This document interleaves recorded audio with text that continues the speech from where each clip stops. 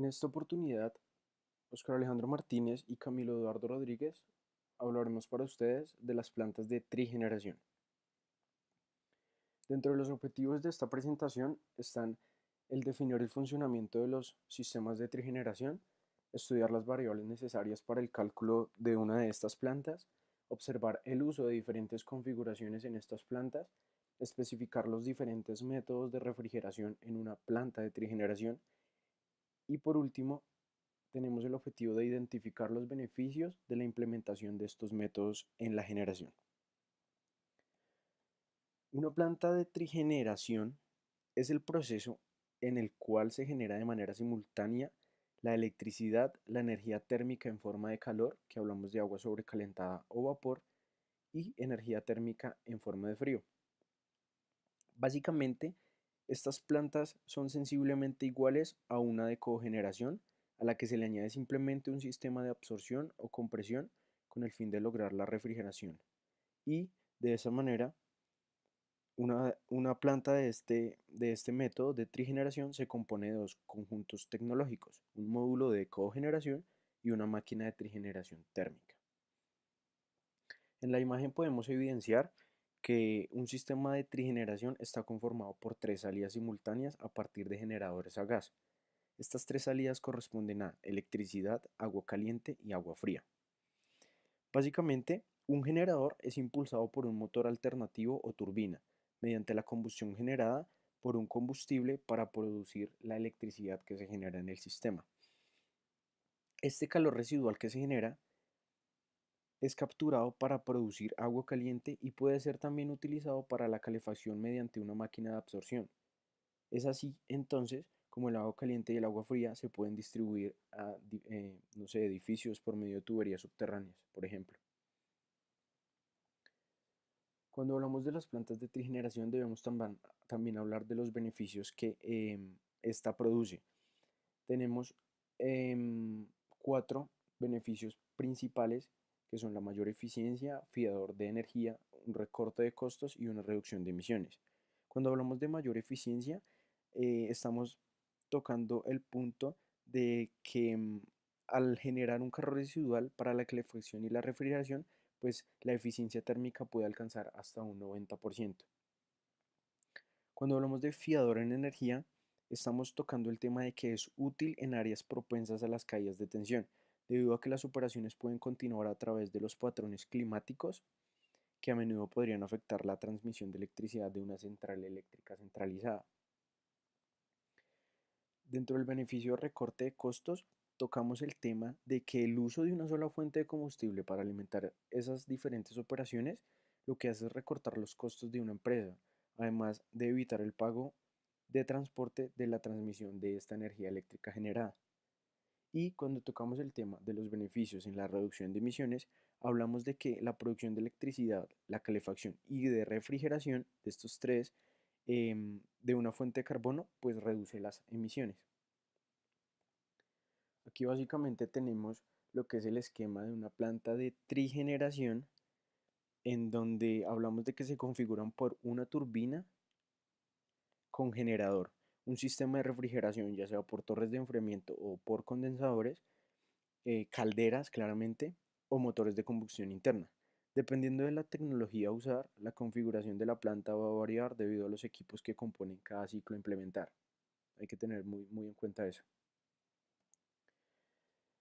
Dentro de las tecnologías para la trigeneración, hablamos de que está el ciclo Rankine, que es basado en sistema de condensación y sistema de contrapresión. Hablamos de un ciclo Brayton, que está basado en turbinas de gas y ciclo combinado, un ciclo Otto, basado en motores reciprocantes, y un ciclo Diesel, que se basa en calderas de recuperación. El ciclo Rankine. Básicamente, un sistema de trigeneración en ciclo Rankine se encuentra conformado por una caldera, la cual se puede usar para procesos de cogeneración o sistemas de calefacción de algún proceso. Además de ello, se encarga de generar el vapor que se va a utilizar en el proceso, el cual se encargará de impulsar la turbina y a su vez generar la electricidad que se busca. El vapor es condensado, ya sea por un condensador o por el uso en algún proceso, seguido a esto es impulsado por una bomba para cerrar dicho ciclo. El ciclo Brayton, en estos ciclos combinados, es básicamente en estos ciclos combinados donde intervienen los ciclos Rankine y los ciclos Brayton. Contamos con equipos como compresor, cámara de combustión, turbina de gas, HRSG, caldera, turbina de vapor y condensador. En este ciclo, para el uso de la energía térmica en algún proceso, se obtiene mediante el intercambio de calor de los gases de escape de la turbina de gas, y la obtención de frío para procesos se logra mediante el paso del vapor por el condensador. En el uso de motores reciprocantes y motores de combustión interna se usan los gases de escape, el sistema de refrigeración del motor, el aceite lubricante y un sistema de refrigeración por carga de aire proveniente de una torre de enfriamiento para la obtención de la energía térmica.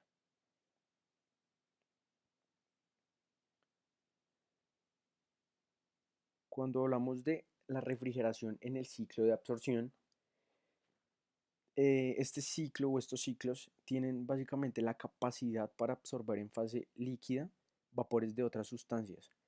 Estos son sistemas de dos componentes donde una de las sustancias es disuelta en la otra y el enfriamiento se produce extrayendo una de las dos sustancias de la solución.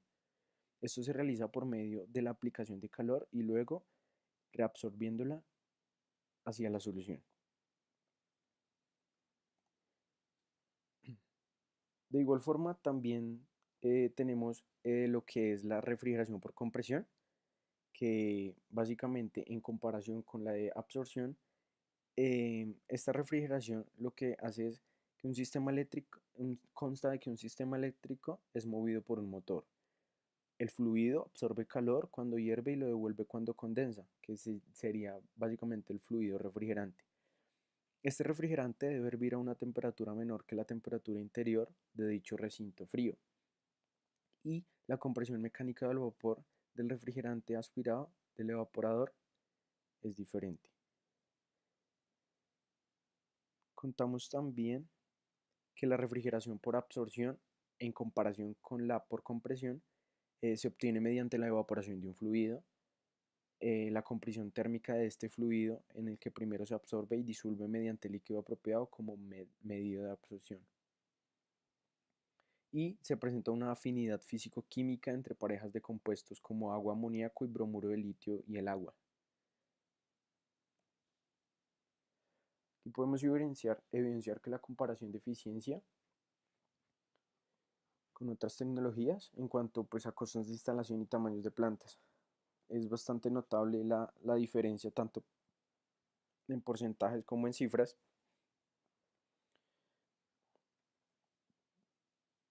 Dentro de las ventajas de la trigeneración, encontramos que los sistemas de absorción pues básicamente están diseñados para recuperar energías de bajo nivel térmico. Y los gases de escape de la turbina de gas o el calor que se recupera del circuito de refrigeración de un motor son fuentes ideales. Asimismo, evidenciamos también que el consumo de calor para absorción permite poner en ciertas ocasiones una turbina de gas mucho mayor, lo que mejoraría considerablemente el rendimiento eléctrico y global del ciclo empleado. Y por último, constatamos que el mayor consumo de frío y por tanto de absorción suele coincidir con un menor vapor, con lo que la instalación funciona en condiciones de carga. Dentro de los criterios mínimos de cálculo encontramos la potencia eléctrica requerida, la potencia térmica en la que hablamos vapor, agua y agua caliente, un frío requerido o carga térmica, que evidenciamos que se basa en el enfriamiento y el hielo requerido, unas variables adicionales, ubicación de la planta y dimensiones de la planta. Estos básicamente son los criterios que se deben tener en cuenta para el cálculo de una planta de trigeneración.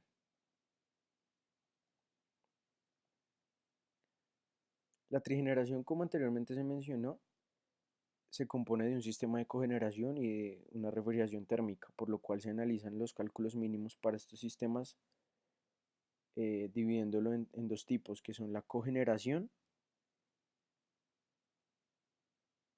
y el rendimiento eléctrico. Bien, entonces dentro del tema del cálculo o análisis económico de la generación eléctrica, debemos hallar el cálculo del costo índice de producción de energía eléctrica. Debemos tener en cuenta que este indicador económico, pues básicamente lo que hace es permitir el conocimiento por parte de los accionistas o las personas interesadas en evidenciar este balance financiero, en conocer cuál debería ser el precio mínimo de la unidad de energía producida. Esto teniendo en cuenta los costos de inversión y producción para que se recuperen los costos anteriormente mencionados y se obtenga una rentabilidad mínima del proyecto, que es lo que se busca. Bien, dentro del análisis económico entonces encontramos la variable energía producida en un año, que está expresada en kilowatts hora, en donde empleamos las variables de capacidad de la planta, el número de horas del año y la disponibilidad de la planta. Entonces, tener en cuenta que la energía producida tiene una relación con la capacidad de la planta y el factor de utilización de la misma. Dentro de los costos de mayor representación y necesidad del mantenimiento y la operación, y los costos de combustible. Los costos totales de producción o esta variable enfrenta básicamente lo que son los costos totales de operación, que se maneja en unidad de moneda sobre año, costo total de mantenimiento en la misma variable y el costo total de combustible. El costo del combustible es variable dependiendo de la curva de carga. Entonces,